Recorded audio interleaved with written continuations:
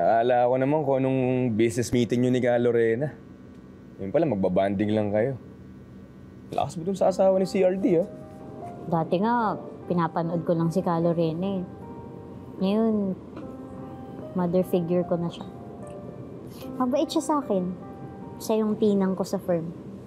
Swerte mo, Lilet, kasi biruin mo, dalaway nanay mo. Di ba? Sana ganyan na lang kay Ayla eh. Yung parang kay Hope Omni. May nanay Monica at Nimya siya na pwedeng sina Feliz at Ayla yung maging nanay ng bata. Di ba? Alam niyo sana, ganun lang kadali yun, no?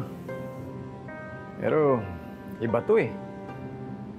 Sigurado ako, may lalabas naman yung kabilang kampo na we are completely unaware of. Tama ka, Torly Bonnie. Mas mahirap kung sa cross-examination to lalabas. Wala tayong kaalam-alam kung saang anggulo sila titira para mapilayan tayo. Pero dun sa nangyari kay Ayla, mukhang kailangan muna nating pagbatiin yung dalawa eh. Eh, okay na tayo eh. Ang ganda ng development, tapos aamin si Ayla naman si Samson. Ang sakit ng para kay Ayla, ah. Ramdam ko siya. Ayaw pa rin sagutin ni Ayla yung tawag ko. What if umatras na siya dahil sa nangyari? Pag nangyari yun, huwag naman sana. Kasi mauubusan tayo ng bala kapag kumala si Ayla.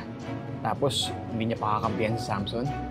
Nahihirapan tayong makabawi pag nagkataon. Ang hirap nang mag-isip ng pwede pang tingnan sa kaso na to eh.